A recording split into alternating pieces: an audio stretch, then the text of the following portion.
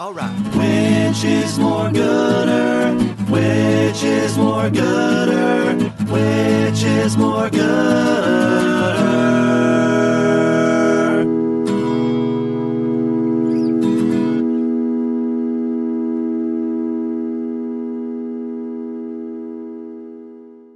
Hello, everyone. Welcome to the Which is More Gooder podcast. I am your host, Scott White, and I have two returning guests, but are new guests on this podcast.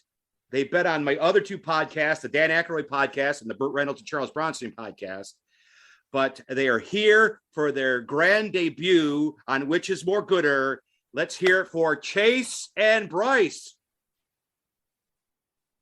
Hi. What's up? Hey, we All both right. paused to wait for the other one. There you go. Yeah. We'll edit out that pause. We're nice like that. Yeah. So on this one, I'm going to ask Bryce here in a second, but I know Chase is a big bad movie fan. So we're comparing two of the most notorious bad movies of all time, Troll 2 and Samurai Cop.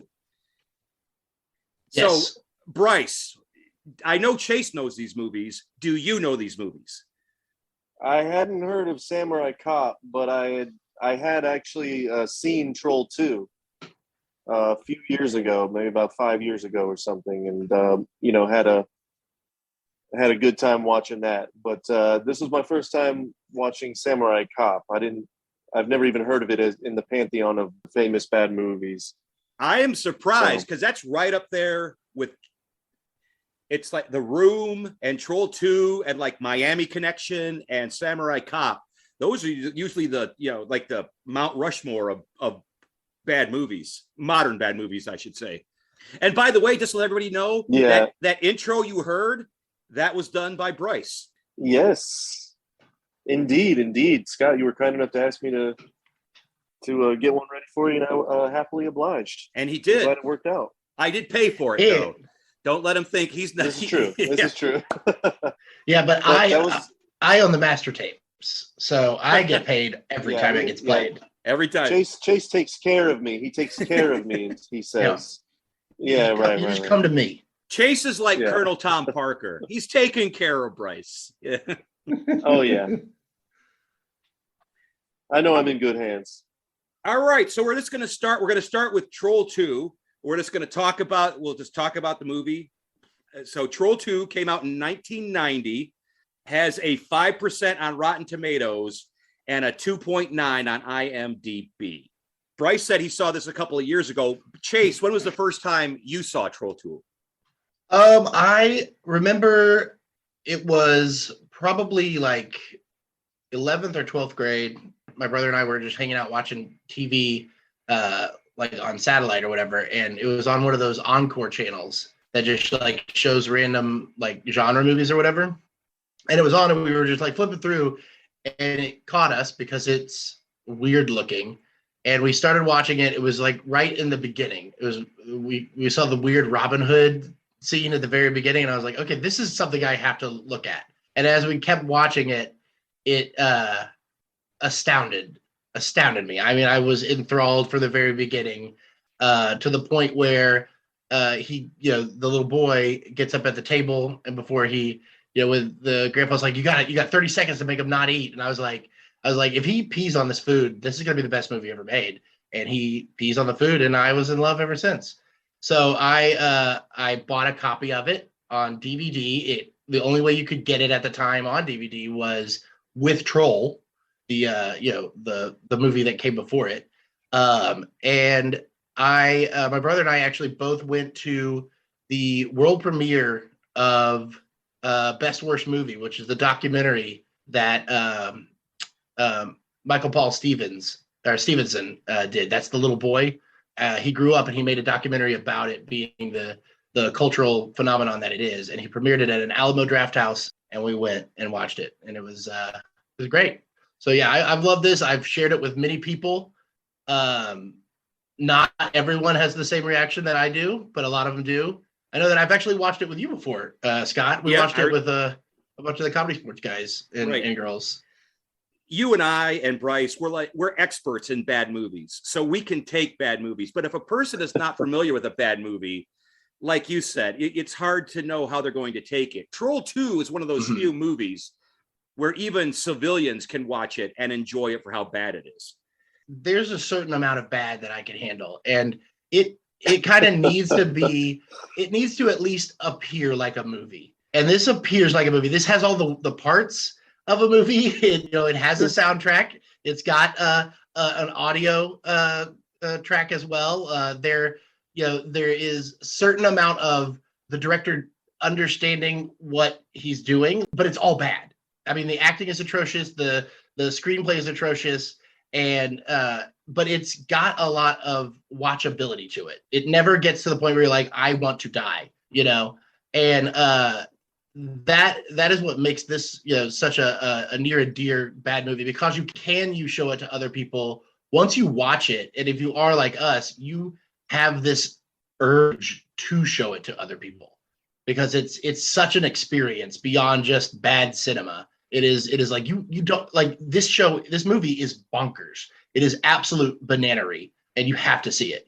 So yeah. Bryce, what was your first? You said you fell in love with it, but like, do you remember your first reaction when you saw this movie? Like, what was going through your head? Yeah, I mean, what I imagine, because I'm kind of one of those fringe people, I mean, for those that don't know, the podcast me and Chase do is called The Movie Gap, and it's the whole basis of the podcast is how I don't know about, I haven't seen a lot of movies, right? So when it comes to the particularly bad ones, other than the stuff I'd heard about, like from my dad growing up, like the Ed Wood type stuff or whatever, I was one of those fringe people that my friends would know more about it and then show me, right? So I just remember like the experience being like, oh yeah, this is terrible, they have these, little people dressed up in, potato sacks and terrible mess, and the dialogue is horrible.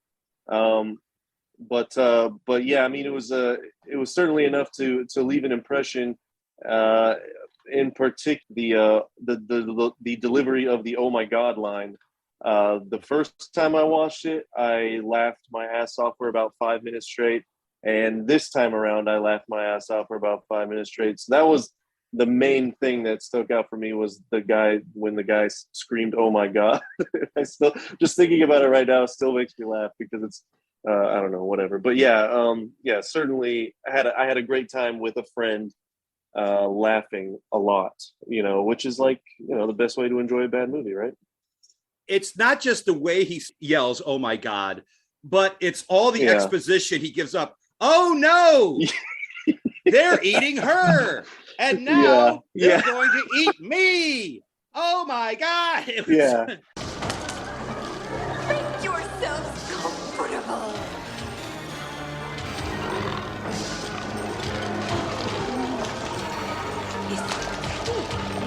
They're eating her.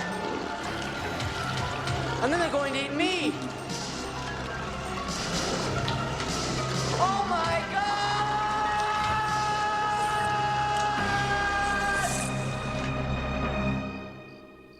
And it's all at the same pitch, at the same level. There's no, it's not even like, how they say in acting, like, don't go all the way to the top at the beginning because you have nowhere else to go. He's like in the middle, and he does not go above it or below it the whole time. And while the camera slowly zooms as if he's supposed to be getting louder or something. Yeah. It's just something about it's totally mesmerizing. Oh, it's so great. And one of the things that makes this one of my favorite bad movies, like the "Oh my God" stands out like the very first time. And that is worth the price of admission. But on top of that, when it cuts back to him and it's zooming in on his face, there's a fly on his head. There is a fly on his head.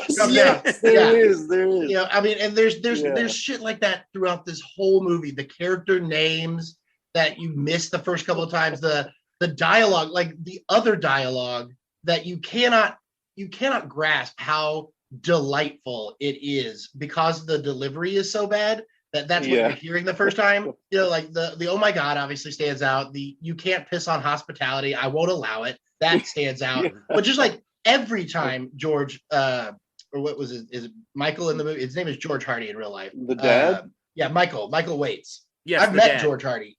I met him at that thing, and he is a delight. And he is not acting. He's not acting poorly. He's just that is exactly how he talks, and he's very sweet. But yeah, he sounds like a fake human being. But like the way he delivers all of his lines are just so bizarre, and like the girl Holly, right? The daughter, Yeah. when she's like doing a Dear John letter to her boyfriend in the mirror and stuff, and talking about how she's going to cut off his little nuts and eat them. And she makes all these choices, how she does these monologues, and they are all the wrong choice on these words. Yeah. It's just, I mean, it's so like perfect how bad it is. Yeah. Well, the mom is also particularly talented at delivering things horribly.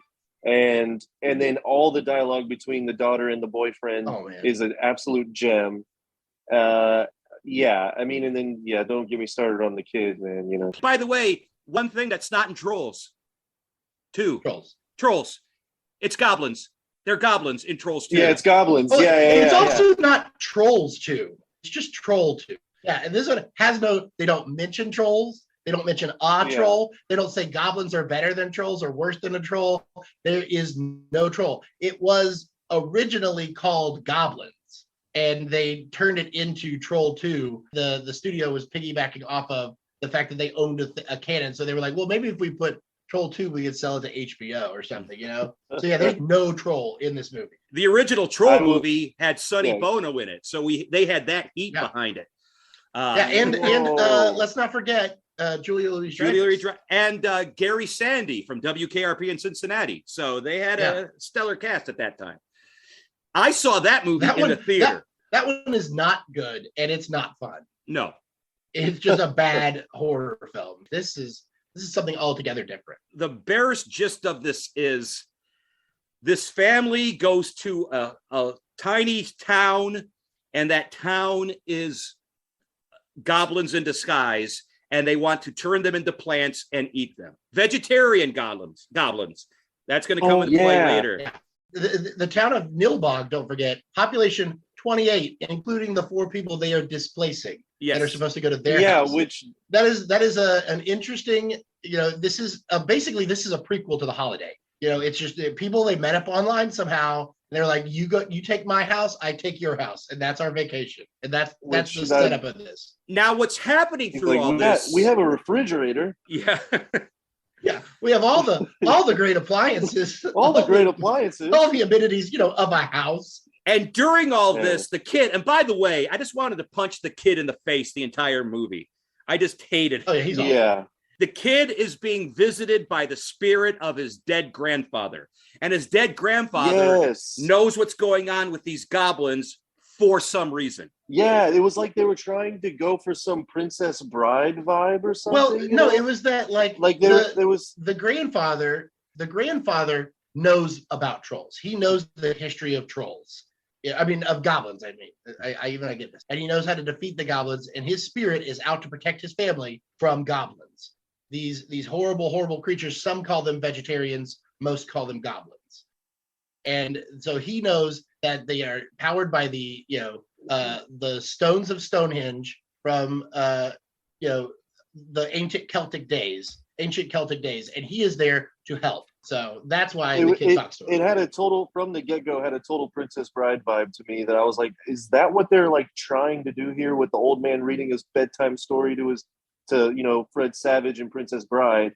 Because this came out after that, right? This was 1990, and Princess Bride was like 84, 80. Yeah, and it was just like immediately a total failure of that attempt. It just was awkward and weird. Guy was weird. It was from the get-go, you're like, all right, I'm in for a treat here. So this was made by an Italian couple. An Italian woman wrote it, and her husband directed it. So you can clearly see they did not have the grasp on the English language. No.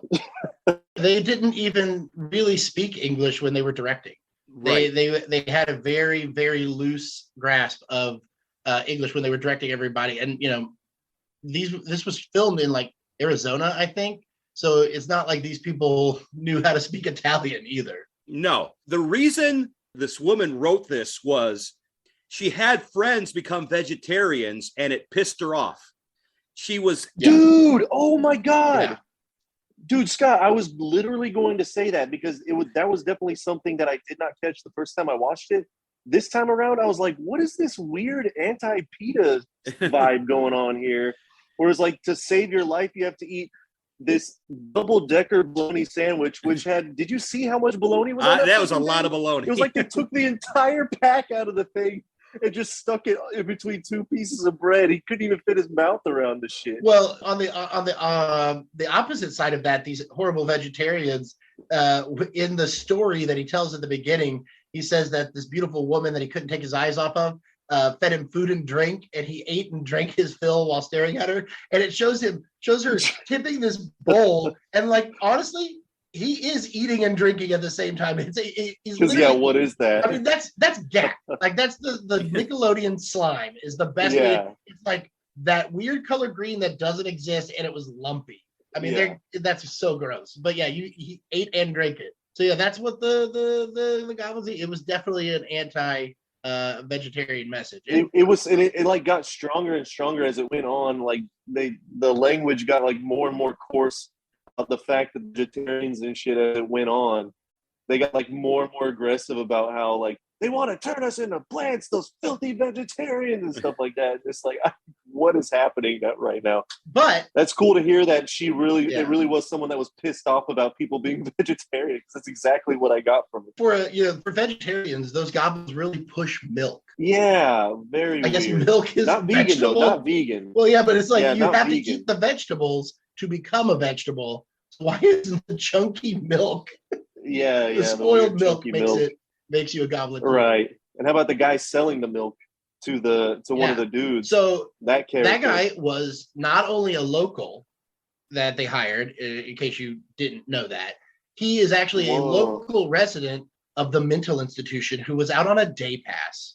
He is a mentally institutionalized mental patient. Is that real? 100%. Are you being serious right now? 100%. He was the best actor in the whole thing. Well, yeah, him and the grandpa. Yeah, yeah. He's got like real Willem Dafoe vibes going on, and you know. He was I thought like beautifully unhinged, but it turns out he wasn't Unhinged. acting, I guess. Yeah. Wow, yeah. Shit. One of my favorite lines in the movie is at the beginning of the movie, the daughter's boyfriend, and at the beginning of the movie, the daughter is bench pressing for, I guess, 45 minutes because Yeah. her mom checks in on her. She's and she has this tiny bedroom, and she's got a weightlifting set in her room, so she's bench pressing. Her mom goes downstairs, has a 20-minute conversation with her husband. We go back upstairs. She's still bench pressing. Well, she had to Yeah. bench press a lot so we could get as many close-up establishing inserts of all the stuff that is in every teenage girl's bedroom. Yeah, right. Just posters of like Read by Yo-Yo Ma and just like Yeah, really completely weird close-up random stuff. shit. Yeah, well, you could tell. So they didn't bother with copyright because when you go into the little boys' room, like Batman posters and Superman posters, and there was like a Montreal Expos helmet. So they didn't even bother with copyright with this movie. But anyway, the daughter's boyfriend sneaks into the room, and she kicks him in the balls, and he goes, "What are you trying to do? Make me a queer?" That makes no. You know, if you're gay, you still have to use it. Yeah. So that's like that made absolutely no sense. Are you trying to make me a eunuch? That should have been the line. Or yeah, there was a common theme between the two movies of them just like brazenly using or not knowing how to use racist or homophobic like language and stuff, because Right. Samurai Cop kind of got into that like just like totally brashly, which I guess sign of the times or something. But seeing it nowadays, now it's like, wow, like if this movie had any, real bearing, or was taken seriously at all, it'd be instantly canceled for that kind of stuff. It's also interesting because she keeps bringing up the fact that he is gay for his boys. I think they were, because when we cut into them waking up in the camper, they're all in bed naked with each other. Yeah. Well, my favorite part with the boys by far was when they were driving to go try to meet them, and he was bragging about how many like hot single ladies there were going to be in town, and it does an above shot of them going hot single ladies, yeah, all at the same time. And like everything that they All say at the same time, like they're a sports team or yeah, something. and everything Oh that my they say God. throughout the whole movie is like, there's all those hot ladies. Where are the single ladies? And then when Yeah, they're like, yeah. hey, if you go get milk, and if you see any hot ladies, tell them to Yeah, come our send way. them my way. And then when they hear Yes. Arnold screaming, they go, I guess he's taking somebody's virginity. And then they Yeah. go, no, that was a guy. And he goes, I guess somebody's taking his virginity. Yeah. High Yeah, five. right. Yeah. Oh man. But I also loved how one of the dad and mom's measure for him being a good boyfriend to their daughter was that he wasn't, because he spends so much time with his friends, and that's like one of the worst fucking things you could possibly do is spend time with your friends at all. You know, it's like, and even later whenever they met up and the boyfriend finally meets up with the dad, the first thing the dad says, he goes, "You're not welcome here. You spend time with your friends too much and pay no attention to my daughter." Or he's like, "I don't talk to scoundrels like that." It's just like, oh my God, dude. The world, it's the world. It feels like an alien wrote it and was just guessing at how humans interact with one another. I'll tell you what it feels like. It feels like two 40 to 50-year-old Italians wrote this in Italian and then had it translated into English. Yeah. Because that's exactly what it is. Yeah. Totally. Two middle-aged Italian trying to write for teenage Americans. Yeah. Teenage American boys. Hey, it's the teenage American boys. What they like the pussy and they smoking a cigarette. That's what they do. Yeah. Now, if anybody ever says that smoking makes you look cool, show them the clip of Arnold outside of that RV smoking, because he'll be like, that's what you look like. You look like that. And how about the other most hilarious part to me personally was when they're driving and they start arguing about the guy, and then the mom goes, "All right, everybody calm down. Come on. Sing. Yes. Hey, son, sing that song I like." And he's like, and then just immediately goes into row, row, row your boat. You can't beat that shit, man. And man, you cannot beat that. Delighted. She is delighted. That is her favorite song. They immediately go into doing the trailing thing. Yeah, you the know, round. The overlap. Yeah, the round. Like they do it. I believed it. They love that fucking song. I love the fact that she can't think of the name of it. What's the name of that? My favorite song. I love so much. What's it called? Inagata Davida? No, that ain't it. No, that's not it. Now, I will say the movie I got a lot of laughs from the movie, but one legitimate thing that got a laugh for me that was supposed to be a joke is, so the grandfather is visiting the family, and apparently at this point, only the little boy can see him. Mm-hmm. Well, he goes to visit the little boy, and he goes into her sister's room, and she screams and runs away, and then the little boy comes. It's like, you went into the wrong room. Grandpa Seth, are you here?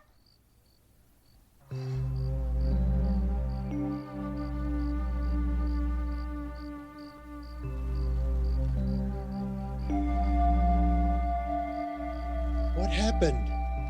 You were in the wrong room. Holly was sleeping there. I still have to learn the layout of this house. Well, I'm glad to see you, Grandpa. Did you see? I managed to keep them from eating. Now, you have to convince them to leave here. This is an evil place. It is the kingdom of the goblins. But why don't you tell my mommy and daddy these things? They don't listen to me. Your mother has never taken my advice. That's why she married that good-for-nothing. Powers of evil are very strong here. I must leave. But I'll be back, Joshua. I'll be back. And so I thought, okay, you know what? That was minorly funny. Okay, that was a funny joke. I literally laughed at the joke. It was bad all the way around, but I laughed at the concept of that joke. It's right. Silly ghost Gramps, you went to the wrong room. And then the delightful threat of child abuse. How much they threaten that the dad's gonna beat him, but then he never acts like he's gonna beat them or says that he is. But like they're always like, hey, go beat him. And then the daughter's like, yeah, he deserves to get the shit beat out of him for peeing on all of our food. And then when he goes in there to and he starts to pull off his belt, you're like, he's gonna hit this kid with a belt? This is dark. And he goes, no, right. I'm tightening my pants from hunger pains. And I know about what was his life like, that he was starving as a child. And now is in Milbog. Now here's the deal. You can go to a store. You're not in prison. That wasn't your last meal. There's no food around. I mean, at this point, you can go, you first arrive. Yeah, and because they don't know, they haven't been to a store, but like as we find out in the next scene, you can't go to a store. The only thing the store has is more milk. Right, but at that point, they have no idea. It's like, well, there's no reason for them to be that mad. He peed on our food. Let's go to McDonald's. Yeah, how far is Milbog from everything? I mean, it looks like a pretty normal town. I mean, there is a forest nearby, but like that forest has a pretty large dirt road that looks well traveled. Yeah. So it's not like the middle of nowhere. Well, all the food that they do have is covered in, it looks like green toothpaste. And I'm guessing they can't. I'm guessing they can't see that. Only the little boy can see that. Because it's written. It's got like enjoy, like written in the green icing. Like they can see it. I think that they just decided this looks delicious. Yeah, all of this green food looks delicious. It looks so. My gross. favorite of all of the food that got cooked for them was hands down the witch lady. What was her name? Clarissa or something? Credence Lenore Gilgood. Yeah, Gilgood. Yeah, her ancient recipe that she made for them, and it was just a Walmart cake. And it was written "welcome" or something on there. It's like, I cooked you my favorite ancient recipe. It's just a fucking cake. It's like, oh, really? Vanilla or what? Thanks. Yeah, she was something else though, right? I mean, this lady was like height of community theater acting at its best. It's just I was transported to high school again. She was chewing the scenery, and this was her break, and she knew it. Oh yeah. But she's actually had a career. Her and her husband make local commercials for the like cities and the local businesses around that area now, and they have for like Milbog? Yes, in Milbog. And like they've like one of them is like for an appliance store. You can Google them; they're on YouTube or whatever. But cool. One of them is for an appliance store that like the guy goes, yeah, you could trade in your old washing machine for money on a new one, and he wheels her in, and she's like, oh no, don't get rid of me. Like that's like their awesome. Great ideas for things. But yeah, she's definitely committed to this part. Yeah, big time. I mean, and how could we not talk about the popcorn scene? I mean, this thing was just a work of art, wasn't it? Yeah, that might have been the hottest sex scene I've ever seen put on film. Well, I love that the popcorn involving raw corn or popcorn or both. She puts the corn in his mouth and then bites it, and then the way that the popcorn pops is you hear it popping, and it's clearly people from off camera just throwing popcorn at them, to the point where she hears, she starts getting attacked or whatever and runs away, and it cuts back to him, face full of popcorn. He's just on the bed and he just says, no more popcorn. Yeah. By the way, we never go back to him. So is he dead from the popcorn? Is he turning like that's the last we see of that boy? I probably. So oh my God gets turned into a plant. Yeah. And then one of his friends finds him and tries to drag him out of her place. Yeah. And does she get caught? Does she catch him? Yeah, she catches him because he doesn't get out, and then she chops him down, and he's like, it tickles. But I think that she just turns him into, if he gets turned into something, I can't remember what, but she catches him trying to to pull Arnold away. Yeah. And Yeah, I then, can't remember. well, how about the scene where he finds out Nilbog is Goblin spelled backwards? Oh man, Yeah. I That's some M. Night Shyamalan shit right there. Yeah. I am ashamed to admit it took me way too long to notice that as well, though. I got it slightly before the reveal, but it took me way longer than I'm proud to admit. But maybe that's why. But you're not thinking of goblins. You're thinking of trolls. You know, that's why. Yeah, right. The whole time you're like waiting for the troll to show up, and it doesn't. Yeah, if the town was called Lort or Lort. two Lorts, It's then I would have Lord. noticed it. Maybe. Lord two. Well, it It's would be a- trolls two backwards.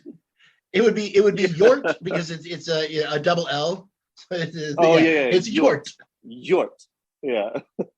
Named after the Spanish settlers that settled there.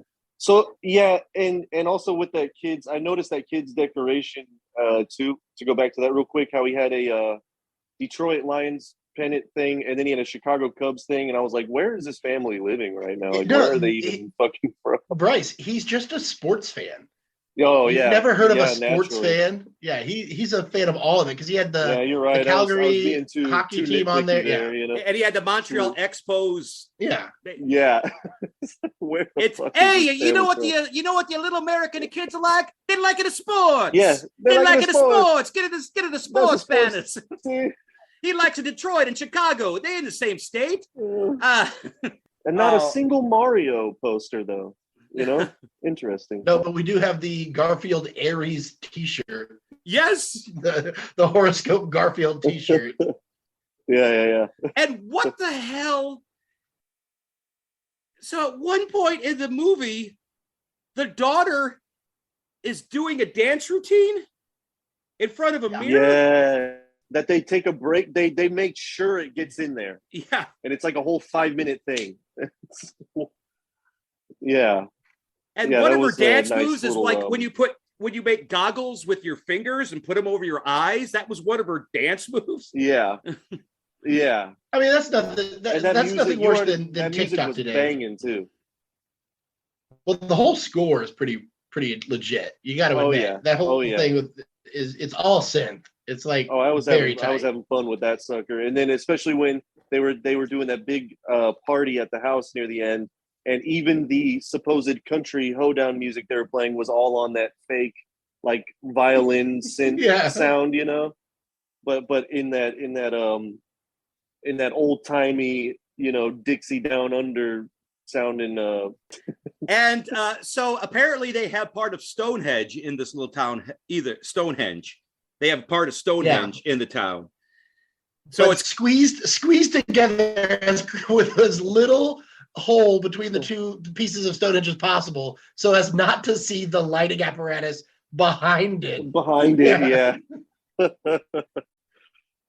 Yeah, it was great. The use of just like Party City fog machines in this movie astounds me. Like they really, I mean, this movie it couldn't have cost like anything, but like I bet every dollar of this budget we see on screen, because like it's just they spent it on fog machines and popped popcorn. Like they knew what they were doing. it cost $100,000.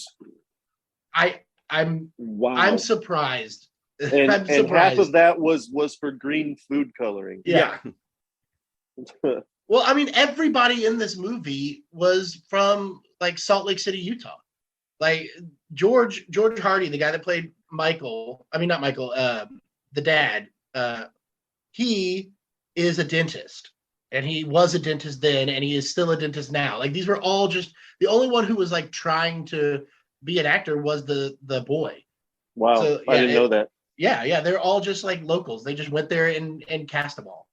So like nobody was union. So like all the money you see it is up on stage. So $100,000. That's why it still looks as good as it does for being as crappy as it is. Yeah, I Yeah. will say this. There were a couple of interesting shots, like at the end where the kid is walking through the kitchen and they're panning, and there's a glass pitcher on the counter, so you catch his image through the glass picture. It's like, okay, that was a shot. That was a movie shot, a shot you would see in a movie. Yeah. Yeah. I mean, everything in the movie was like, it's not, expert cinematography or anything, but like the lighting was great. Everything, you could see everything the way you're supposed to. Everything looked like it was framed.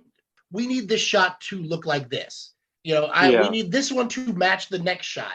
Like these people knew how to make a film. It still looked like a movie. It's still, you can follow it, as bananas as it is, you can follow the whole movie. And the entire time you're watching it, you never get bored. That's what makes this such a great bad film. There's more questioning of, it's not like, why did this happen, as much as like, what the hell is happening? Like, what is happening next in this craziness?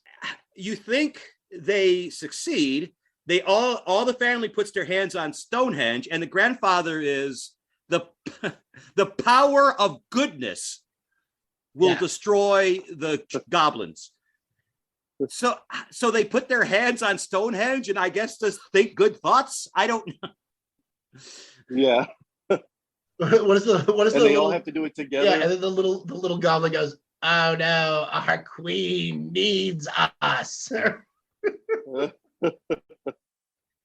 But then, even after all that, you find out that it didn't even work. So it just, I was kind of bummed out by that. I was rooting for the family. Oh, you gotta have the twist. You gotta have that what do you call it? The Carrie ending.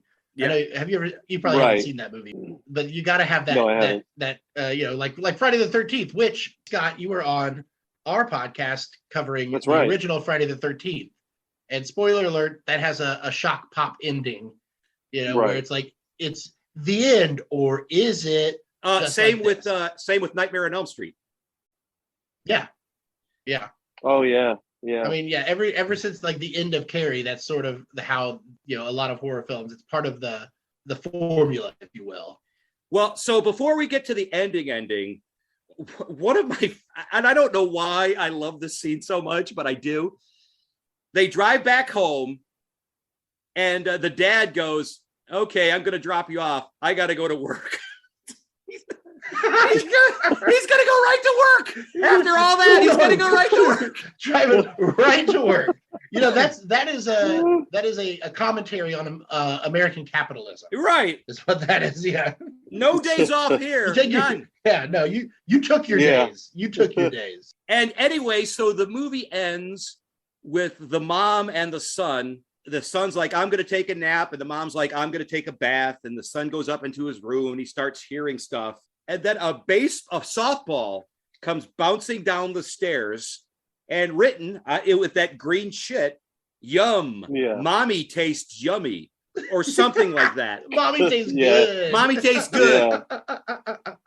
And he runs upstairs, and he runs upstairs.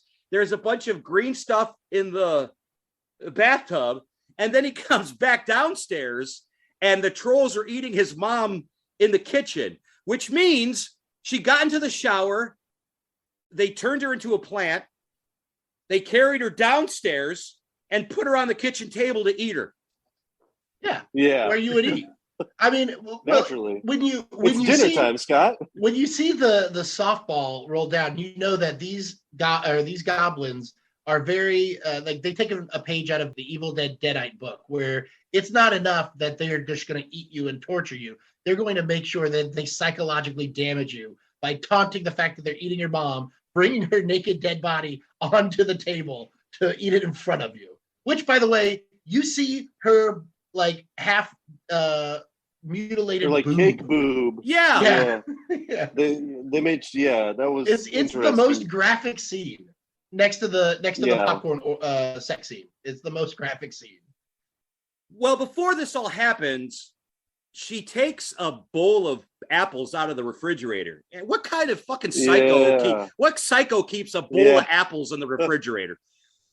But she takes these apples out of the refrigerator and starts eating it. So, and I guess they poison the apple because, anyway, I don't know. Well, and like, of course, you know, she had to it's- comment on it like, "Oh, this apple tastes so fresh." Yes. Well, you It's know like, what? After oh yeah, that's spending, what people do when they eat. you do have to remember that they have now spent, you know, the 4 or 5 days in Nilbog where they did not eat. So I'm sure she's starving. I mean, True. The dad would have definitely eaten an apple too if he didn't have to rush right off to work. So he was hungry, and the kid. Well, and peed also, on Scott, everything. don't forget they take great pride in their refrigerator. Yeah. So they make sure they use that sucker for A everything. refrigerator, an oven, a Everything. microwave, all the Yeah. all the comfort and amenities. Yeah. So that was Troll 2. Any other comments on Troll 2 before we move on? I mean, if you haven't seen it, you have to go watch it. It's so good, and Yeah. it's worth it. It's one of the few bad movies that I mean, definitely watch it with other people if you can. But like, it is one of the bad movies that I love where you could watch it by yourself. Yeah, I second that. Yeah, Yeah. I third that. All right. So now we're moving on to Samurai Cop. Came out the next year, 1991. Has a 47% on Rotten Tomatoes and a 4.5 on IMDb. 47%, and I'm guessing that's on good bad reviews, not actual Right. reviews. Yeah. Yeah, I think this that this one- one was also discovered. You know, like this is like this movie. It doesn't feel like it was released. It feels like it escaped. You know, so like someone found this movie, much like that Miami Connection or whatever. Like it didn't exist because it didn't come out, and then somebody found it, and that's why people are rating it higher at this point. You know what I mean? Because this is rough. I hadn't seen it before, as opposed to Troll 2. And you know, I gotta say, I agree with those ratings, man. I had a blast watching this movie in the best way. I laughed my ass off the entire time. Chase was very like making me not look forward to seeing this because he was so, you know, pissed off about how poorly it was made or whatever. Yeah, But man, I gotta say, man, this might have the best dialogue of any movie I've ever watched in my life, man. I was laughing start to finish, and also because of things that you've taught me about framing and shit, how terribly everything is framed just added to how hilarious it was to me. see, that frustrates the shit out of me. It's like this Yeah. makes it where I can't watch it. I can't watch it. That's like none of it has continuity. The It 180 exists in rule no is out world. the fucking Yeah. window. This person doesn't know how to make a movie, and they didn't try. Like Every- this is not. It doesn't work. It's Every awful. close-up has like 3 feet of headroom. All of the close-ups had to be like reshot, and you can tell because Joe has a fucking lady's wig on in all of the fucking close-ups. So like if you're gonna do anything, shoot like from his forehead down. Don't show us the wig with the ball cap That just wig like was gingerly fucking sitting incredible. on top. Yeah. it That is wig was awful. amazing. It was so, I don't even know what they were thinking, dude. I'll tell you what they were thinking. I just like, The guy shot the movie and he was like, all right, y'all are done, and didn't tell him, oh, we might need reshoots, realizing he didn't know what he was doing from the beginning. So they needed to like reshoot half the movie because they just didn't have like the reverse shot stuff. So then he calls Matthew Kadaris, the I guess titular samurai cop. They call him back and he's already cut his hair. And Well, they during that movie, he was called Matt Hannon. He's changed his name, but during that Mhm. movie, he was Matt Hannon. Did you see the Did he- fight scene where the wig came off? Yeah. Yeah, they couldn't even I edit. missed that. Oh yeah, go back and watch it. There's a fight scene, Oh. and the wig comes off. It's like you couldn't even edit around that. Oh Well, yeah. and like it's very obvious that they had 3 guns because it's all Yeah, the whole everybody time. has the same gun, Was that toy Smith and Wesson with the white handle and shit? and then the one I had that the one gun. I had that shotgun. toy gun as a kid. So Scott, why don't you try to give us a synopsis on this one, or a story, not even plot. We don't even need to get bogged down with plot. Just a Okay. general story. Yeah, there's a Japanese gang in Los Angeles, and a cop on the Los Angeles Police Department brings in a cop from San Diego who's an expert on Japanese culture to help them stop the Japanese gang. Now, such as there were no trolls in Troll 2, there are very little Japanese in the Japanese gang. Yeah, Scott, here's the question I want to know. What is a samurai cop? And does this movie answer that question? No. Because there's two things it could be, right? And this movie could be about either of them, and I think it's about neither. A samurai cop is either a samurai who is also a cop. Now, our hero, I guess you call him, if you like sexually aggressive, kind of rapey dudes, he is or what I call him yoked Kyle MacLachlan. That's what he looks like. Yeah, a little bit. So he is neither. He is a cop, but he is not a samurai. So the only other explanation of what this movie is that he is a cop of samurais. So like he polices samurais, and that's why they called him in for this Asian or Japanese. They don't say Yakuza. So like the Japanese mob to stop this mob of samurais. There are 2 Japanese people in this Japanese mob. The rest, it's this multicultural gang. There's black people, there's white people, there's young people, there's women. It was like a McDonald's commercial from the 1970s. It's like everybody works here. Yeah, it's ahead of its time, really. It's basically Star Trek. Yeah.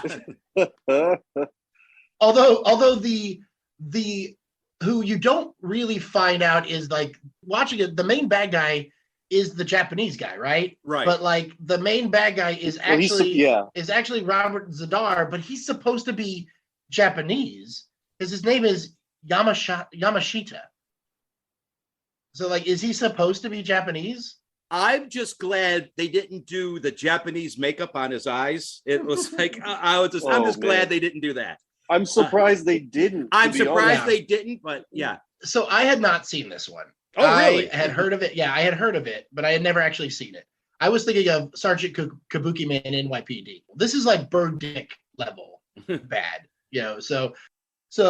But Robert Zadar, like I knew him from the Maniac Cop series. Mm-hmm. Maniac Cop and the far superior Maniac Cop 2 loses a few points because Bruce Campbell's not in it as much as he is in the first Maniac Cop.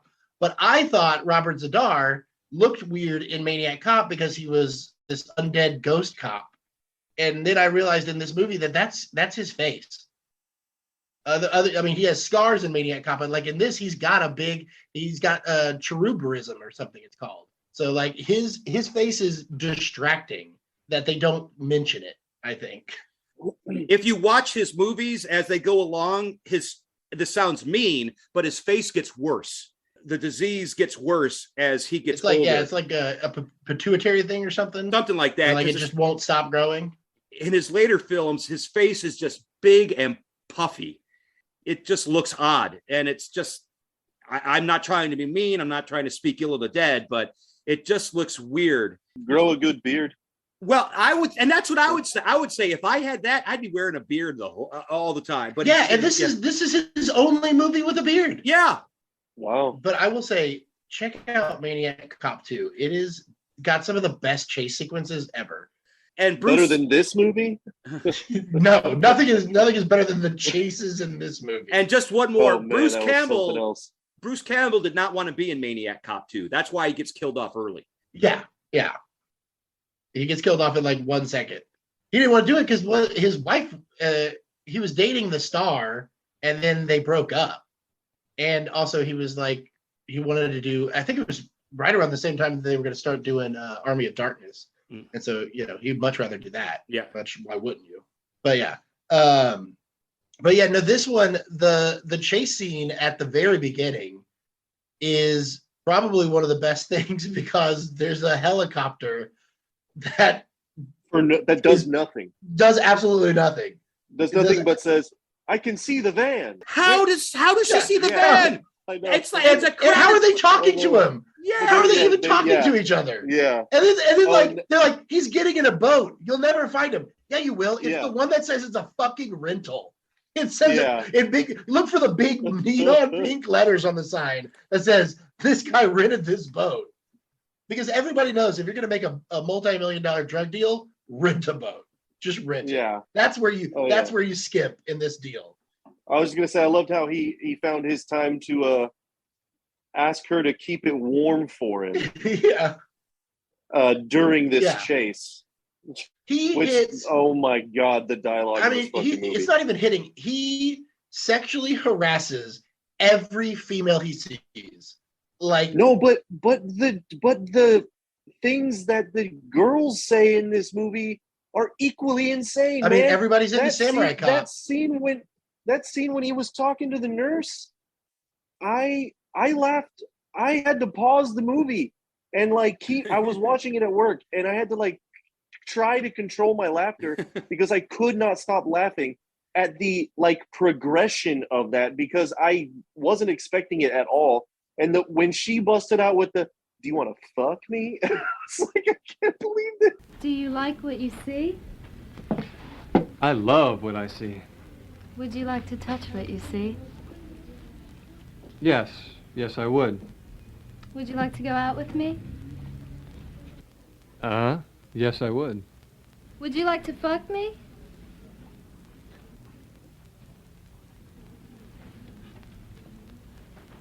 Bingo. Well, then let's see what you've got. Doesn't interest me. Nothing there. Nothing there? Just exactly what would interest you? Something the size of a jumbo jet? Have you been circumcised? Yeah, I have. Why? Well, your doctor must have cut a big portion of it off. No, he was a good doctor. Good doctors make mistakes, too. That's why they buy insurance. Hey, don't worry. I got enough. It's big. I want bigger. well, I kept thinking like it was Bingo. gonna. I kept thinking it was gonna come back on him. Like one of them was gonna get mad. Like I thought that like he had a relationship with one of them, but no, it's not until the third Right. one that he meets that he starts a relationship with her, and she's the bad guy. But after they already established that her and the helicopter cop lady have this flirtatious thing, then he hits on the nurse. Then you find out he's only been there for a week. Yeah, You know what I mean? and he's just When they hitting on go and talk to everybody the- in the. yeah. And you know how you figure out he's been there for a week? They do a scene where they said, "You've been here for 1 week." I know I've been here for 1 week. You know how long you've been here for? I've heard 1 week more Yeah. than in the song 1 week by the Bare Naked Ladies. Yeah. Well, and like exactly. but the one thing that is weird is like this like we're best buds like cop partners relationship that he and the his partner have, and like they don't know each other. I love how he tells him to shoot people. Just like quick, Yeah. quick, shoot, Shoot! quick, shoot him, Shoot! quick, shoot him. Shoot him. Shoot Like him. I know, I'm trying to shoot him. He's hanging out the car with his gun. Shoot him! Yeah. Shoot him! Shoot him! And and then the other thing of it is that because there's only like one gun, the bad guys never have the gun if they're in the same frame. So whenever they're in the same frame, they go freeze and then shoot as they're saying freeze and then kill the guy unarmed. And it's only when they're on clearly on different days because the sunlight doesn't match and the trees or the background. Dude, They'll be like sitting there shooting. It's like that scene in UHF where they're like 2 feet away from each other. Yeah, and he's missing, and he's doing that, and Totally. then he'll just shoot him from across the. It's just yeah. all poorly done. It's Or what about just fucking what about a beautiful work of what art. about the restaurant that has this like gorgeous floor to ceiling window looking over the bay, and then the reverse shot is clearly somebody's 1-bedroom apartment. Dude, can we talk about that lion head for a second? I can't be the only person that No. noticed that thing, dude. It was like the director insisted on it being in frame. because it would be more focused on that than the girl talking. Well, Bryce, I got to tell you, and it was the ugliest looking thing I've ever seen in my life, dude. It was like you're new to understanding how movies are made. There's a little thing we like to call in the business production value. And if you have a lion head, sure, yeah, you are putting that thing in every frame. You are framing that up. That is production value. And he goes back to it after that whole like 10-minute scene. There's a whole other scene with it in it, and he still insists on keeping it like the subject of the framing. It's unreal, and it's got like googly eyes, dude. Well, the only thing amazing. that has better reactions than that lion head are all of the reactions of the partner that they just like keep, and they like every time they cut to him, it's like they break that 180 degree rule, so it takes you out of the scene because you're like, wait, how is he over here now? Yeah. But he'll be in the middle of talking and it just cuts to him and he just goes like, yeah, just like almost like he's reacting via like silent reactions, telepathy or something in a whole other room, like nodding or shaking his head like this fucking guy. Yeah. I love the fact that there's a dentist office in the hospital. Because they're doing that scene in front of a dentist store. So it's like, do they have dentists in hospitals? Whenever I go get my teeth cleaned, I definitely want it to be next to the morgue. Why? Oh, she's also going in to take out the trash in her laundry basket. By the way, Robert Zadar cannot fit in that laundry basket when she's pushing it, and she is maybe 100 pounds soaking wet, and she's pushing this like 300-pound like block of muscle in this. Oh yeah, part. When he comes out of that thing, it was that was like I don't know, like the reveal of a Houdini trick or something. You know what I mean? The way it looked. And by the way, the guy gets shot in the neck, so they shoot him in the neck, which is never mentioned. Oh, yeah. They shoot him in the neck. They crash, and the guy is on fire, and it's an obvious stuntman. Because he's on fire, he's lying on the ground, and he looks directly into the camera like, are you guys going to put me out? What's going on? Yeah, put me out now. Yeah. And then it's the other actors had to go put it out. Yeah. You get it?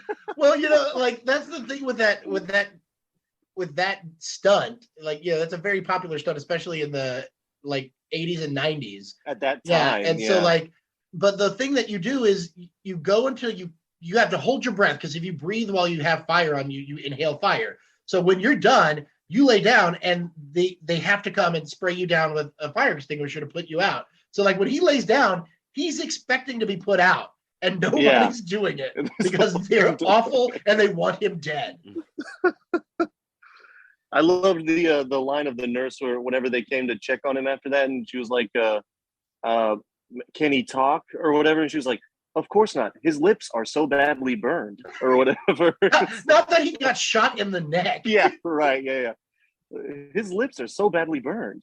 It's like, oh yeah, I never talk with chapped lips. He can't talk, but he could moan. He's like, right. Yeah. Yeah, it was amazing. Why have they not induced a medical coma? Why have they not done that? Because why is he exactly? Because Scott, the dentist that is next door is the dentist from the Little Shop of Horrors, and he is using all of the drugs. He's using all of the anesthesia on himself. That is why he's not. Yeah. By far my favorite character of the movie, which was the waiter in the restaurant. This guy making his choices and just he was the credence of this movie basically. And he only had the one scene. No, here's the thing. I want to see that guy's movie. Like that's the movie I want to see. And he thinks he is. I mean, he doesn't think he is funny. He's hilarious. Right. Even the other cop, Frank Washington. The other cop is like comments on like, this guy, where's he going? Like he gets more reactions from him. He keeps like he really wants to know everything about him too. He's like, wait, what's your last name? Where do you live? We need to talk to you more. Frank is black. Is it not more on the nose that the name of the black cop is Frank Washington? Yeah. It's like, right. Wow, I no know. subtlety there. That fucking line, man, when he was like what's your name? And they do like the most typical joke, especially of that time, where, oh yeah, Latin people and Hispanic people have long names that Americans can't pronounce, right? So he does the long first name, and then he goes, oh wow, what's your second name? And he goes, nah, come on, let's get out of here. And you think it's going to end there. No, it cuts to the next scene where they're getting into the car, and and the fucking talking about Frank is still curious, and he goes, man, why didn't you let him tell me his last name? And then Samurai Cop goes, man, if I would have let him tell you his last name, it would have been a fucking book. Who's that blonde girl? Oh, her name is Jennifer. She's the boss. The boss? You mean she owns this place? Her mother owns the place. Where's her father? Bang! Killed? Who shot him? He. Who? Him. Who's him? Himself. Oh, he committed suicide. Yes. Listen, when you see Jennifer alone, tell her I think she's very lovely. I'll do that. Tell her I'll try to see her soon. Good. I'll help you. Oh, yeah? Yeah. I like cops. My cousin's a cop. Oh, really? Where? In Costa Rica. Oh. Good. What's your name? Alfonso Rafael Federico Sebastian. This is my first name. What's your last name? Oh, That's all right. We just need your first name. Thanks a lot. Bye. Bye-bye. I'll tell my cousin I know you. Why didn't you let me hear his last name? Oh, come on, man. His last name would have made a book. The way he hammers that line with like such hatred. It was just like, I could not believe what I was hearing, man. It was like, wow, man. Those were the times, you know. I don't know if he is gay, but he's playing it very, very fake. Yeah, right. Yeah, exactly. Yeah. And that scene means nothing. You could cut that scene out of the movie, and it means absolutely nothing. Yeah. Yeah. They just thought, you're right. They thought, oh, this is the killer joke of the movie. Yeah, right this here. is the funniest thing ever. Like, no, and the thing is, dude. the joke's not funny, and the cop's timing is off, so that it's So supposed bad. to be what's his second name, and it's supposed to be let's get it, and it's just right. That was the joke. His poor timing. Yeah, I mean, they could not have cast a better person to be the star of their movie. I mean, when you are looking for the star of your film, you want absolute deadness behind those eyes, and he has it. And he is so tan that his eyes are very noticeable. Like they pop, man. He's so tan, yet he can get, and his face can get so red. I think he got cast on how red he can make his face when he like screams. Yeah, it is just something else, man. and then there's scenes in the movie that are yellow. That are just yellow. Yeah. I don't how did they manage that? That's bad film stock. They just got, it was probably Tailies or something else. Yeah. Well, they were using. They probably just used the overhead light in the apartment, like in the when the female henchwoman, who is unnamed, but she's so famous that she has one name in real life. She is Cameron. You know, like Cher and Sting. Her name is Cameron. Nice. Nice. Yeah. I looked up Cameron because of her one name, and she is in one episode of Seinfeld as an uncredited extra, and she is on Star Trek: The Next Generation. She is in 43 episodes, all uncredited. Is this this is the chick that he falls in love with? That's this is the henchwoman, the one that's pushing Zadar around in the basket. The one that he eventually bangs. Cameron. Wow. Is that the one that he bangs? Yeah. Okay. Can we talk about all the awkward sex scenes in this movie? Oh, the sex scene with the big Japanese guy is real gross, but then it's even more gross when like when what's her name and what's his face, the samurai cop are like having their sex scene and they clearly hate each other. No chemistry whatsoever. He looks like he doesn't even know what to do. He looks like he's never seen a naked woman before, let alone have to like kiss one on camera. You know. And then like the way that they like kiss, and they're like naked, basically kissing outside on rocks, and then they go back inside to like have sex, and then they go back outside to kiss on the rocks some more. It's it's very weird. Here's the thing. Kissing is gross. Yeah. Oh And yeah. I've watched watching- enough Bachelorette. I And know. watching people kiss is gross, and hearing people kiss is gross. Yeah. That's you know what you don't see in porn? A lot of kissing because it's Yeah. gross. Unless that's your thing. It's true. But I mean, the only time that like when you see like good kissing, like the quote unquote good chemistry, it's very directed, it's very technical, and it's hard to get there. You know, when it's just like real people or normal people, which I mean, I know that these people are technically actors, but that's using the word very loosely. Like Yeah. this is basically like watching people kiss on Bachelorette or Bachelor. Like it's really gross, it's really noisy, and it's Yeah. real awkward. It's gross. It's absolutely gross. yeah. Yeah. Because everyone knows girls have cooties. And then the dial. What about, and then we had the typical police chief. Oh man, Fires that guy him? was amazing. Get the Oh, we fuck gotta out of talk- my office. But we have to talk about the last scene that he did with them, where he was like, "Go out there and kill all those fuckers," like overusing, like doesn't know how to cuss, Yeah. like sounds so unnatural. And then he's like, and then we'll come back and turn in our badges and ride out into the sunset. It's like, dude, are you okay? Are things going okay? That's What not is- how it works. That's Yeah, not how it exactly. works. No. It's like, I think something's wrong with Chief, man. I think Yeah. there's trouble at He home snapped. or something, man. He He is is snapped. This fucking guy does not give a fuck anymore. Yeah, it was like dialogue written by an absolutely. No, I was telling Chase this movie felt like an 8-year-old writing what he thinks adults do.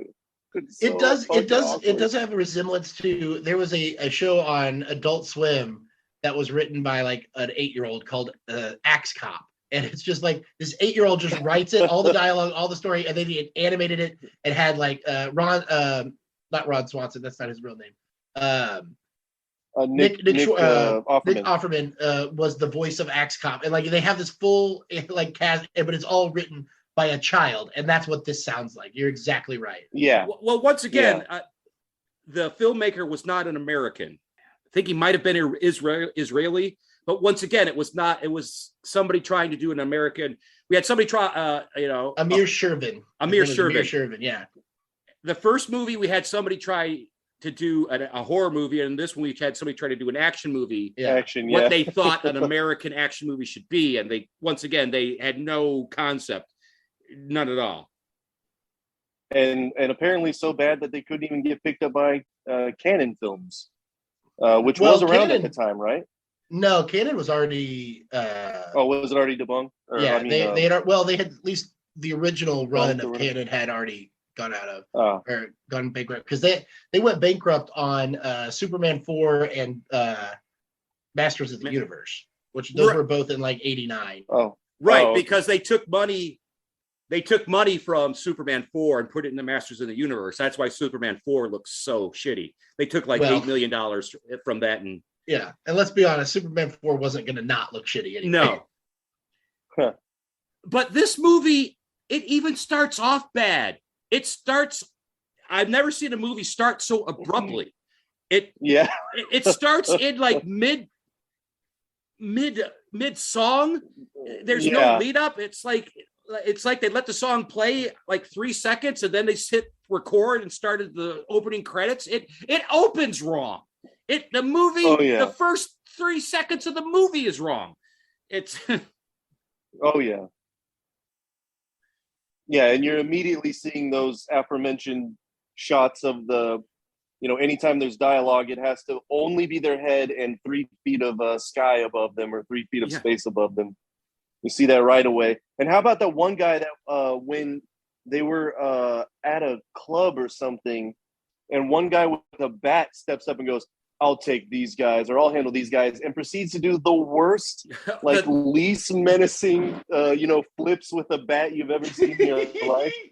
That shit was oh man. Well, speaking of shitty, so we're gonna jump around here. At the end, Samurai Cop and Robert Dazar have a sword fight, which is cranked up so it's undercranked so much it looks like a Benny Hill sketch. Yeah. It's they speed it like it is.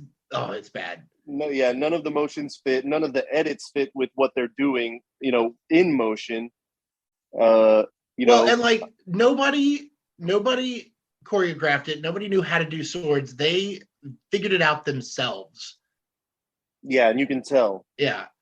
I loved how, like, right before that went down, they did a close-up of Robert Zadar unsheathing his sword, and you could see how, like, shittily chipped it was and everything. It was, like, one of the worst looking. And it's also, like, comically small because it's, like, it's like the secondary. It's not actually a katana. It's, like, that linear katana that they, so, like, they're both using these tiny swords. And Robert Zadar is huge. Like, he's a mountain of a man. Yeah. I also love the fact we've touched on that Frank is a black man, and we're reminded of this through the entire movie. Oh, that's right. Because of all the at one point, the bad guys break into his home and grab his dick, and it's like, oh yeah, you don't tell me where Samurai Cop lives, I'm going to relieve you of this black gift of yours. Yeah. And they keep commenting, it's like, the boss is going to burn my ass black. And it's like, your ass is already black. Yes, that was more of that type of dialogue, which was racist, inherently racist, that they thought was so hilarious that they were going to get it in there. And not just once, but twice and 3 times, baby. It's that special kind of racist where it's like, is it a joke? And also, is it a stereotype that like black people have a black butt? Like, it's not even, there's no joke to the joke. Yes. Right. Black people have black butts. Yeah. And black men have black penises. That's how it is. And I think, and speaking of poorly framing, and correct me if I'm wrong, when the bad guys come in, Frank just got out of the shower. And so during this whole scene, you think he's supposed to be naked, but it's framed so poorly you can see that he's wearing underwear. Yeah, he's wearing underwear. Yeah, so he's supposed to be naked. Yeah, he's supposed to be naked, but it's filmed and framed so poorly you can clearly see that he's wearing like bikini briefs. Well, he's worried about his black gift. He doesn't want to get burned in the shower, so he has to wear a Speedo. So the Japanese mob with the one Japanese guy left, because they've killed the one other Japanese guy. So now there's one Japanese guy left in this Japanese mob. They're like, we got to kill all these cops, but if we kill them, it can be linked to us. And then Robert Dazar goes, why don't we hire out of town people? And he's like, yes, do that. And then Robert Dazar goes out with them to kill them. He specifically hired those people not to be connected with the murders, and he goes out with those people to murder the cops. To do it. Well, what's even like better, the field general of it. Yeah, well, the best scene is at the after it's when they're at the restaurant or whatever, and then like they're leaving and they're all getting attacked, and Robert Zadar is standing at the corner of the porch, and he just one by one he's like, all right, you go. And then he waits until he dies. And then it cuts back to him and he pushes another guy out. And so it's one by one, letting them attack one. Instead of, you got like 10 guys, get them all to swarm the guys, and then they might have a chance. But no, he sends them out one at a time so that they can get shot, so that they can trade the guns. Yeah, that's right. Yeah. Now, there was, during all that, there was one disturbing scene where I thought it was disturbing. They go to the horny female cop's house, and she's making something on the stove, and they grab her and pull up her shirt and pour hot grease on her stomach. Now that's kind of effective. That was kind of effective scene. I mean, if that was in a better movie, I could see where that would be an effective scene in a gritty police drama. Where they had the right idea for making them. Yeah, making them seem like terrible people. In this movie, it seemed like they would do that and then make a joke about like her getting turned on by having hot grease poured on her or something. I'm surprised they didn't. Exactly. That's what you would expect in something like this. And by the way, we don't see her again. We have no idea what happened. No. She's out of the movie. Yeah, that's right. Yeah, She probably got killed. Yeah, I'm guessing that she did. yeah. Samurai Cop doesn't care anymore because he found the chick in the gang. So yeah. He's the nailing daughter, the restaurant. Yeah, he's nailing the restaurant owner. The restaurant owner's daughter who's dating the Japanese the head boss. of the Japanese gang. Yeah. Okay, and we were talking about, so he's been in town for a week. He's a cop. His house is a mansion on the beach. Did you see that? He lives in a mansion with a swimming pool out back, and he's 3 steps away from the beach. Well, I feel like when you are a samurai cop, it's much like being the pastor of like a church. Like when you go to a new police department, they give you a house. Like you have that house that the parishioners pay for. So that must be the samurai cop house. Yeah, he's the local samurai cop. Yeah, so. yeah. He's the regional samurai cop, so they have to pull out the stops for him, whenever he comes to town. And here's another. This movie is so fucking dumb, but okay. They go from cop's house to cop's house to find out where Samurai Cop lives, because I guess he's been in town for a week. They don't know where he lives. However, one of the gang tracks Samurai Cop to the church where he picks up his girlfriend. Why not follow him to his house? Yeah, right. You know where all you had to do is follow him. You found him, follow him home. Well, they couldn't follow him home because they didn't have a helicopter. They needed the helicopter to be able to spot his car. Able to see the car, yeah. The helicopter that could see the car from above all of the skyscrapers in LA.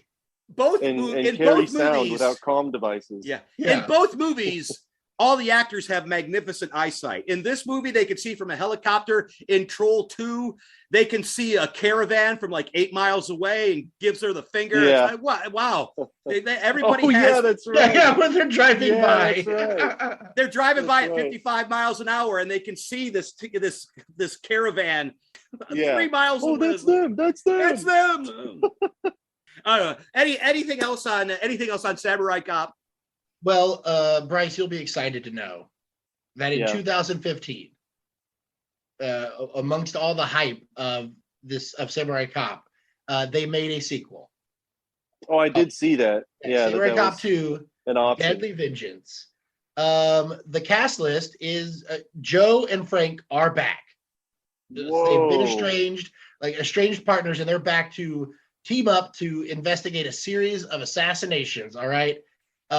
This cast list is stacked with names like Bai Ling, who if you've never seen Crank, so you probably don't know Bai Ling, but no, she is insane. She is unhinged. But this name you will know, and it is at the top of everyone's terrible movie list. Mr. Tommy Wiseau is in this. No. Movie. Yep. Oh wow. And then what looks to be a lot of porn stars. Oh, and Joe Estevez. Oh, Joe Estevez is in it. Joe Estevez. Dude, I'll have to watch it then. That's neat. You're a fan of Joe Estevez? Well, he does a lot of work with Tim Heidecker and Greg Turkington on the On Cinema universe, all the way into the Decker universe, and it's good stuff. And he's a real good sport, and so yeah, by that kind of proxy, I'm a big Joe Estevez guy. Well, then this movie was made for you. Yeah, it's just amazing. Yeah, right. I guess it's like Martin Sheen, Charlie Sheen, Emilio Estevez, Joe Estevez. It's like how did you miss that boat, Joe? How did you miss that boat? Yeah. If you're interested, Robert Dazar and Joe Estevez made a movie together called Meltdown. I would highly recommend looking that up. I think it's free on YouTube. But okay. Yeah. And Robert Dazar, you know how I said how he begins to look terrible? He looks awful in that movie. You feel sorry for him. He looks so bad in that movie. But it's hilarious. No beard though? No beard. Wow. All right. Well, He looks real messed up in Maniac Cop, so definitely check out Maniac Cop. It's legit. The second one though has like two of the best. I kid you not, two of the legitimate coolest car chases I've ever seen in my life. What's your opinion on Maniac Cop 3? I haven't seen Maniac Cop 3. It's all right. It's an Alan Smithy, so I didn't have high expectations for it. The guy who, I forget the director's name, but he bailed halfway through, and he was like, so if he's bailing on Maniac Cop 3, then I'm bailing too. All right, now it's time for the podcast. We have to decide which is more gooder. Bryce, we're going to start with you. Go. For me, Samurai Cop takes a slight edge. All right. And that's because I guess I explained why, right? Yes. Yeah. All right. Yeah. And that's because of how like pleasantly surprised I was at how good of a time I had watching it, laughing my ass off, especially against Chase, like setting it up for being what I thought was going to be one of my worst experiences of my life. And also, I had already seen Troll 2 before, so, you know, the novelty kind of wore off for me this time around. And now that I have Samurai Cop to compare with, I got to give it the edge, man. It's by far a worse movie, and so for me, that makes it that much better, baby. All right. Chase. I mean, Troll 2, I thought I might be tired of Troll 2, and then rewatching it this time, I was like, this movie is a gem. I mean, it is so great. And Samurai Cop, I barely could get through. It's just unwatchable garbage. So let me it's Troll 2, and like, you know, the room is teetering on that garbage level where it's hard to watch, but it also has a bad movie where the filmmaker does care about film still. Like, that's what it has to be. To a point. I mean, well, then again, I don't think the filmmaker of Old Dogs cared about film, but that movie might be the best bad movie you've ever seen. If you ever want to do a which is more gooder, Scott, of Old Dogs, which is more gooder, your life before you saw it or your life never have or after you've seen it? I will do that one. We could do Old Dogs and Wild Hogs, both John Travolta movies. Yeah, they're both directed by the same guy too. Oh, they are? I didn't even know that. Wow. All right. And guess what? Old Dogs will win. Did either of you watch these movies with your wives? Oh, hell no. Okay. No.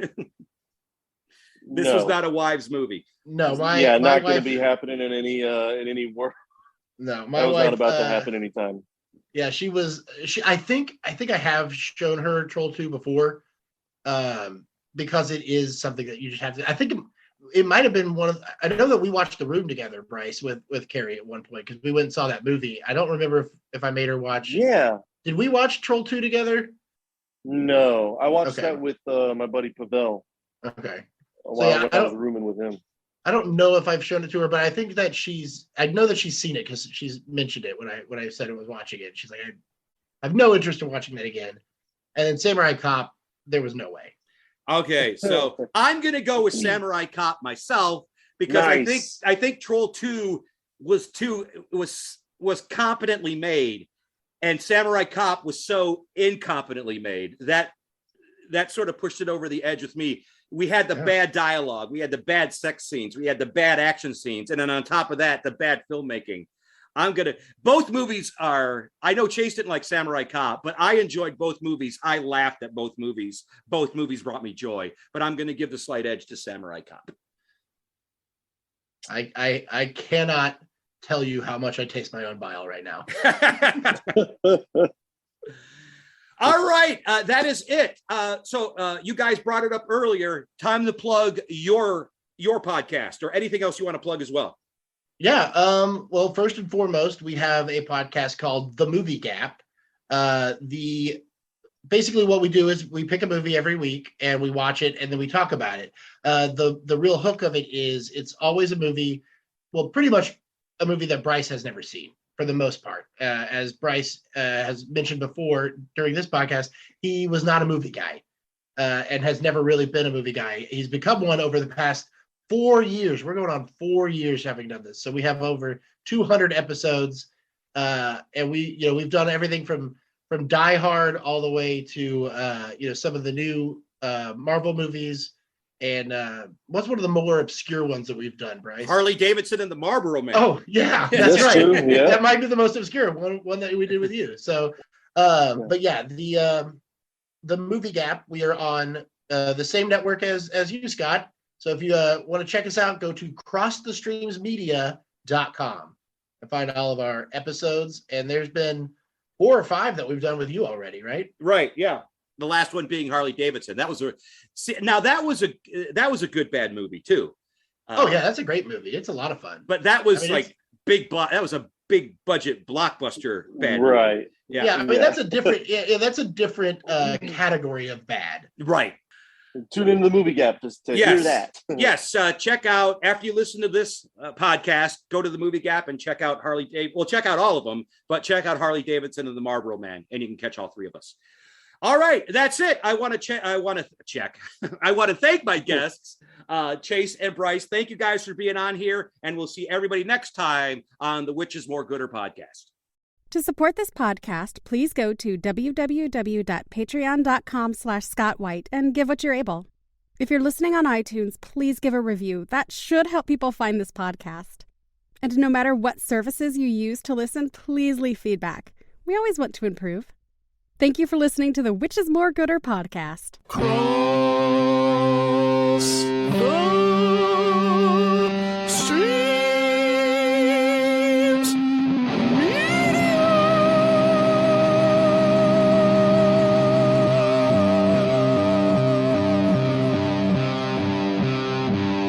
This has been a Cross the Streams Media Podcast.